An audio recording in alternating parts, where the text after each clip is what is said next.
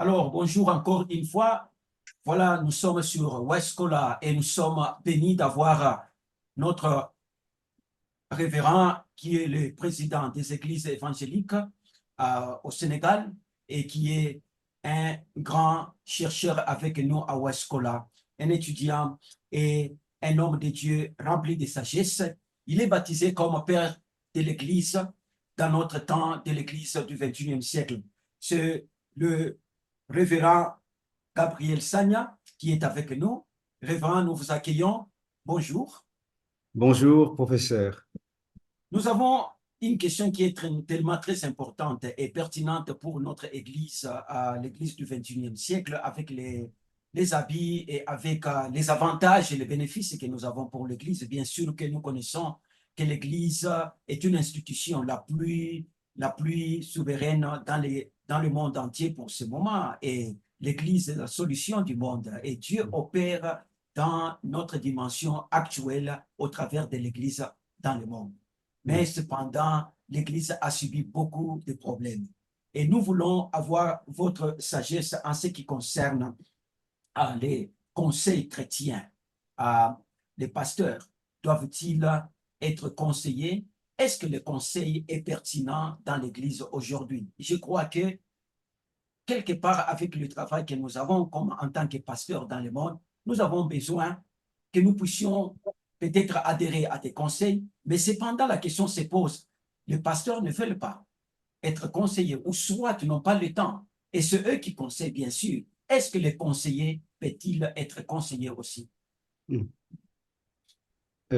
Oui, en tout cas, la question qui nous est posée est effectivement à propos du conseil.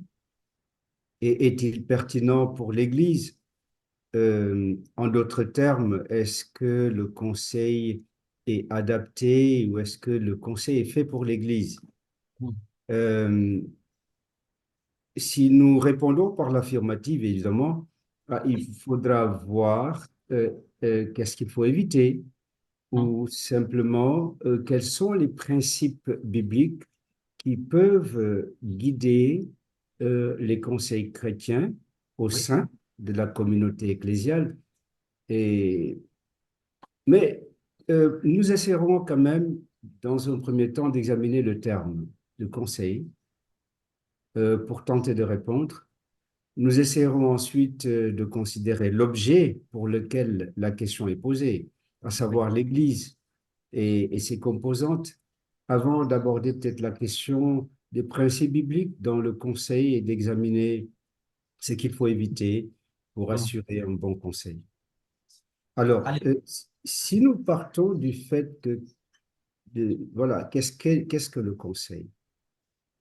Alors, le dictionnaire en ligne Lexilogos le définit comme, dans un premier temps, comme ce qui désigne, ce qui tend à diriger la conduite de quelqu'un.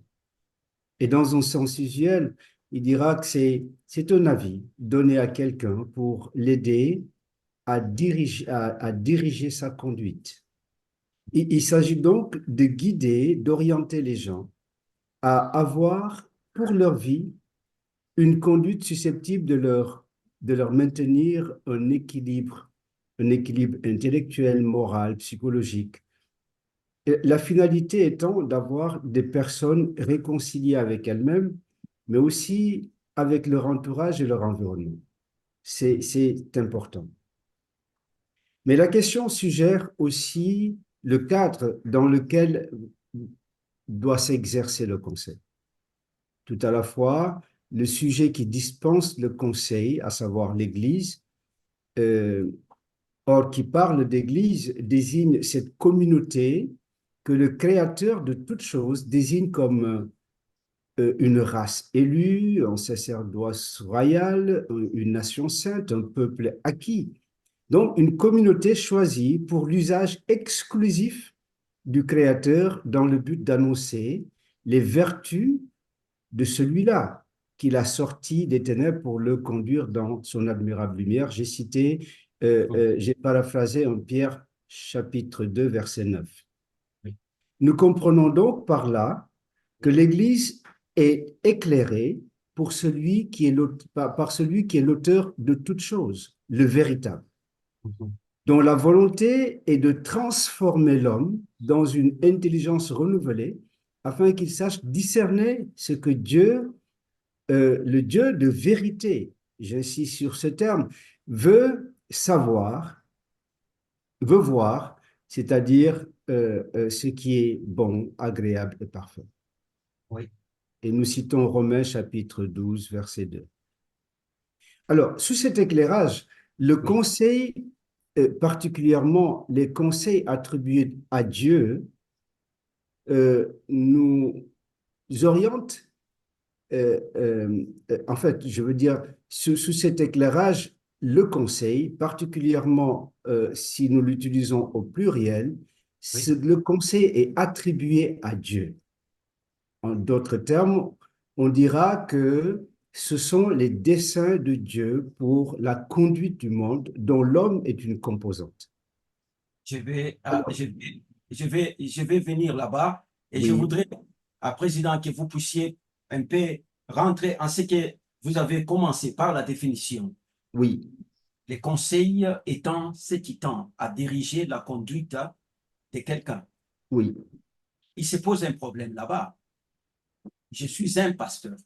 mm, Et c'est moi qui est censé de connaître tout. C'est moi qui est euh, celui qui dirige et qui possède la science des conseils, la science des connaissances de toutes choses. Mais il y a une tendance que je ne sens pas, que mm, je dois être aussi dirigé parce que j'ai déjà, c'est moi qui dirige, c'est moi qui euh, règle les conduites des gens, c'est-à-dire que directement, je me comprends comme si j'ai déjà dirigé ma conduite et je n'ai pas besoin, je suis un exemplaire, je n'ai pas besoin que quelqu'un d'autre puisse venir aussi peut-être conseiller, me donner des sagesses pour que ma conduite est exemplaire et je n'ai pas besoin d'autres personnes. Est-ce que c'est là? Qu'est-ce que vous pouvez dire dans ce qui concerne cette assertion? oui. En fait, une telle attitude Oui, révèle un problème fondamental, de base. Et je oui, crois que c'est un des problèmes qui est en train de gangréner l'Église, ah, c'est à savoir, est-ce que le caractère euh, fondamental qui fait qu'un enfant est, est enfant de Dieu et qu'il est disposé et prêt à apporter le conseil, mhm, c'est la question de l'humilité. Or, cette humilité est une des vertus qu'on ne peut réellement avoir dans son sens tel qu'on veut le dire si nous n'avons pas été, euh, ce que je veux dire, euh, repentis. oui, Si nous n'avons pas été repentis pour considérer qu'en réalité, finalement, nous ne savons rien, nous ne sommes rien et nous ne pouvons rien. mhm. Or, arriver à cette dimension d'humilité suppose que nous avons rencontré celui qui est au-dessus de tout. Oh, ça c'est une bonne chose. Réellement, ça c'est un grand point. C'est-à-dire, nous avons rencontré, c'est ça l'humilité même, nous avons C'est ça, rencontré celui qui est au-dessus de tout. de tout. Oui, Et Ésaïe 6 nous le rappelle. oui, Ésaïe, voilà cet homme qui sert Dieu et puis qui se rend compte, quand il rencontre l'être suprême, oui, il tombe parce que là, et sa confession est assez claire. Malheur à moi, malheur à moi. je suis un pécheur. Je Est-ce que, vis parmi un monde pécheur. Il vient de se rendre compte qu'en réalité, quel que soit ce qu'il a été, qu'il a considéré avant, oh qu'en oui, fait, il n'est absolument rien devant cette grandeur, quelle devant cette humilité. sainteté, Ouais, devant ouais, cette justice, et il tremble. oui, Quelle Et humilité oui, allez-y. quelle humilité du prophète que vous êtes en train d'amener au sein du corps de Christ. Amen. Ça, c'est le prophète, le grand prophète de la Bible. Il a servi le Seigneur pour tous ces temps. Maintenant, il se retrouve devant le Seigneur et il crie que malheur à moi, malheur à moi. Mais Voilà. est-ce que nous avons le temps de voir le Seigneur, le pasteur d'aujourd'hui? Nous avons le temps de crier. Et je me souviens, même Paul aussi, à un certain moment, Exactement. en disant, il dit malheur à moi, Mhm. malheur à moi. On ne se retrouve pas avec cette même dimension. Je suis vraiment content de ce que vous êtes en train d'appeler ça comme une dimension d'humilité, une dimension de se sentir devant le Seigneur et de crier malheur à moi. Allez-y, Président. Oui. Et c'est cela, oui, vous avez bien fait de rappeler Paul.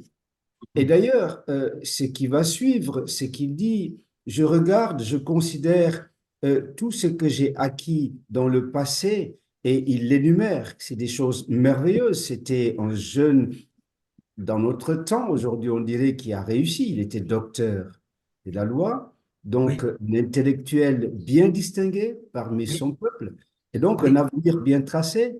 Mais il dit qu'il considère toutes ces choses comme une perte. Et même, il considère ça comme de la boue.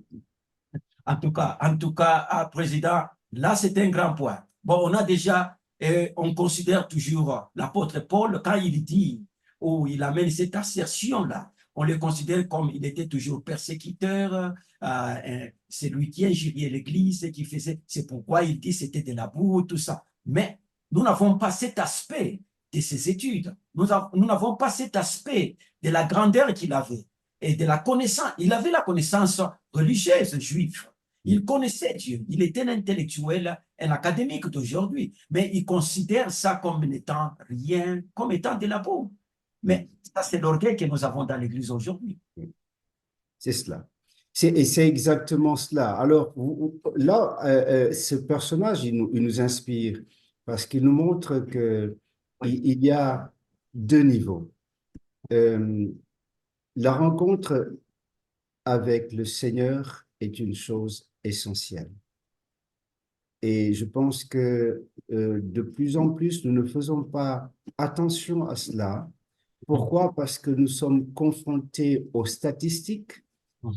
Nous voulons avoir un nombre de membres dans les églises considérable. Nous voulons être des gens qui ont fait des exploits parce qu'ils ont amené des milliers de gens à l'église.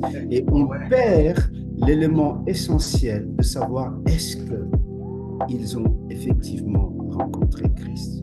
Ah, ça, c'est un grand point encore, les statistiques dans l'Église. Est-ce que